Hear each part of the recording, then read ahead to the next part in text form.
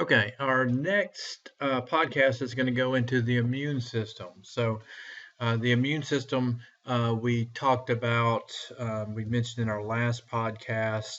In the circulatory system, the blood contains different types of cells. Some of those cells are white blood cells, and that's one of the major parts of the immune system. But really, in our immune system, we have different lines of defense, and so the white blood cells that we have that fight off invading organisms are part of a kind of a second line of defense. Our first line of defense is considered the innate defense, and the innate defense is a um, level of immunity that all animals have. It's kind of our first line of defense, you could say. And there's some different things that we consider our innate defense. The first is coverings, like our skin is a covering for our body. We have microbes that land on our body every day, and most of those are not going to infect us because our skin is an inhospitable environment, and it does not allow these bacteria and microbes to get into the inner tissue of our bodies to where they can reproduce and cause infections. So that's an innate defense that we have, and both invertebrates and vertebrates have this innate defense. Other things included in this innate defense would be like mucous membranes. Now, the skin or covering would also include the coverings inside of our body. So we have coverings that say cover our organs inside of our body, and some of these coverings are epithelial tissue that again just do not allow microbes to penetrate into those organs in order to cause infection.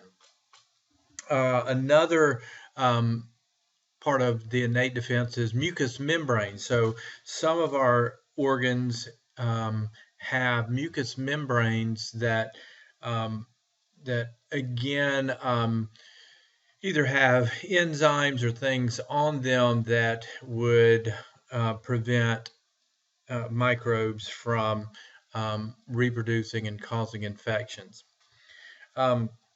We have different kinds of proteins in our body and on our organs that would prevent, again, microbes from reproducing. So that's those proteins themselves are part of our innate defense. And we have phagocytic cells. Now these are types of immune cells that are non-specific, meaning they're not like coded to go and attack invading organisms, but they just attack anything that's out of place, and they will go engulf those and and clean. They're part of what's called the inflammatory response. Um, so these are going to be the same types of responses to invaders each time, these innate defenses that we have. Here is a chart right here, kind of showing you those innate defenses and then also the acquired immunity that we'll get into. That's a much more specific type of immunity where our white blood cells are build up a memory and can go back and attack those invading organisms in the future. But under the let's see, innate defense right here, we have those barriers. We have external and internal defenses. The external are barriers and coverings, mucous membranes, and then internal would be like those phagocytic cells, our inflammatory response, and different proteins like what we talked about. So that's innate. Our acquired immunity is a very specific type of response that our body has to invading organisms, and this triggers our what's called our immunological memory, where we build up these antibodies and we can go and attack these invaders when we encounter them in the future. Now, There is some vessels that run through our body that help distribute some of these cells that are going to help with these processes. And those vessels are tied to uh, um, different glands and where some of these cells are produced. And that's those vessels and those glands make up what's called the lymphatic system. It's very closely tied to the circulatory system.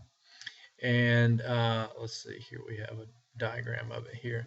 So it's very closely tied to the circulatory system, where we have, as soon as they're made, uh, we have these cells going to and from the bloodstream. And again, the glands associated with these are going to be the site for a lot of the production of these specific types of cells. Um, Now these glands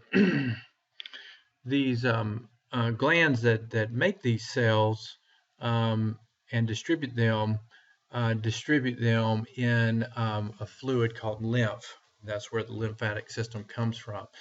Um, so we have where these vessels will collect fluid from the body tissues, and then they will return it as lymph to the blood.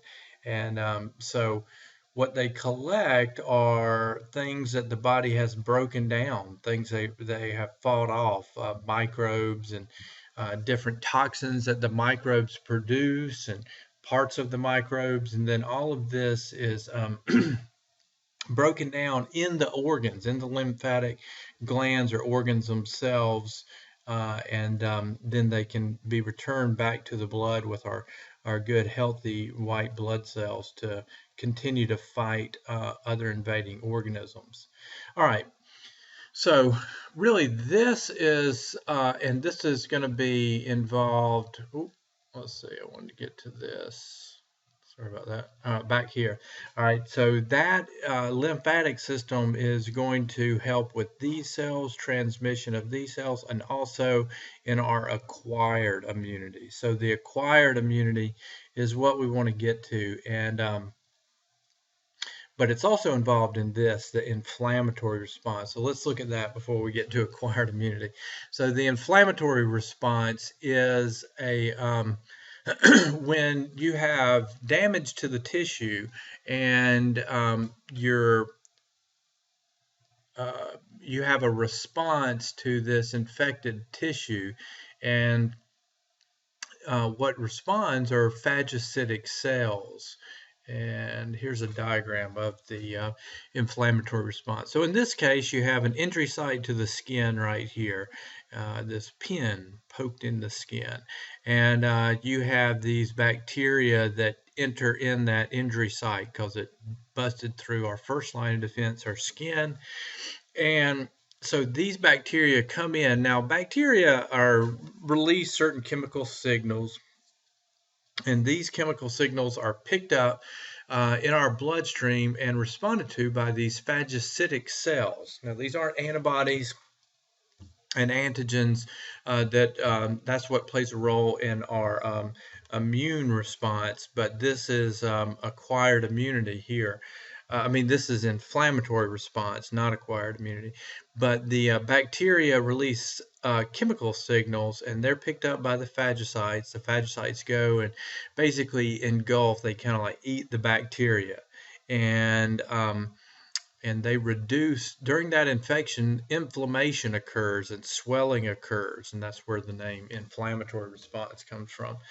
But once these phagocytic cells eat these bacteria, it kind of reduces that inflammation, and it cleans up that tissue.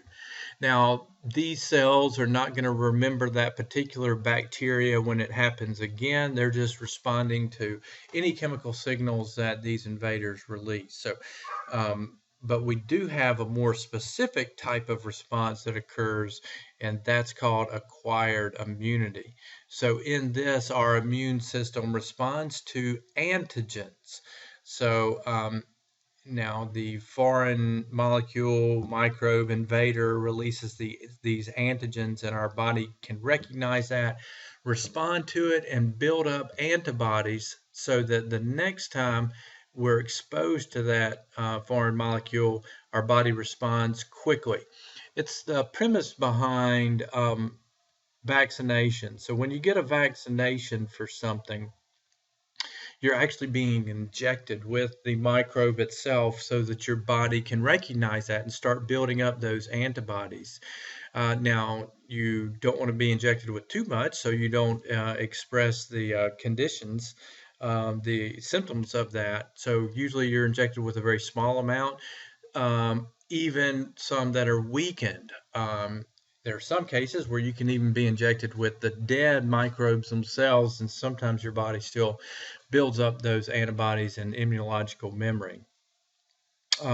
So this is called the acquired immunity. And so again, in this, we build up these what are called clonal cells.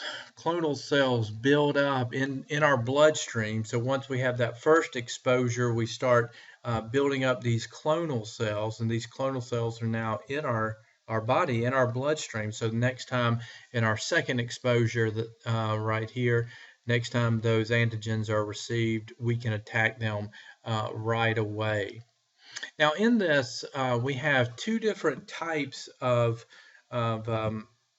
cells, lymphocytes. Lymphocytes is a term that just refers to white blood cells. There's two types in this immune response. Each of them have a little bit different role, but they're basically, well, this is grouping them based on where they come from. So they come from one of two places. All of our cells ultimately come from stem cells. That's before they differentiate into their specific traits. They're these blank cells, and they start taking on their characteristics. So we have stem cells in our bone marrow, and we have stem cells in our thymus. The marrowed cells, those that turn into white blood cells for this immune response, are called B cells for bone marrow, and we have T cells that come from the thymus. And so these have, again, different functions in our body. Now, the last thing we want to mention here about the immune system is different types of disorders associated with the immune system. Really, there's two categories of disorders with the immune system. We have what's called an autoimmune disease, and we have an immune deficiency disease. The autoimmune disease is when basically your body is starting to attack good, healthy cells that you have. They're misinterpreting that your good, healthy cells are invading organisms. An example of that is diabetes, insulin-dependent diabetes. So in that case, your body's going and attacking cells in your pancreas, thinking they're microbes that are invading your body, but really you need those cells for your pancreas to function properly. And there's a lot of other cases, lupus, rheumatoid arthritis. So all these are autoimmune diseases. Oh, sorry about that. I messed up. Autoimmune diseases. And the other type of disorder in the immune system is immunodeficiency disease. And this is where your body is just unable to fight off invading organisms. So there's some type of organism your body encounters, and your immune system is just not able to fight it off. And so these deficiency diseases, there's different types, and there are different types. One of the most common is AIDS. AIDS is a common example of an immune deficiency disease. The HIV virus is not able, we are not able, as with our immune system, to fight off that invading organism. All right, and that's where we end for the immune system, and we'll end our podcast right there.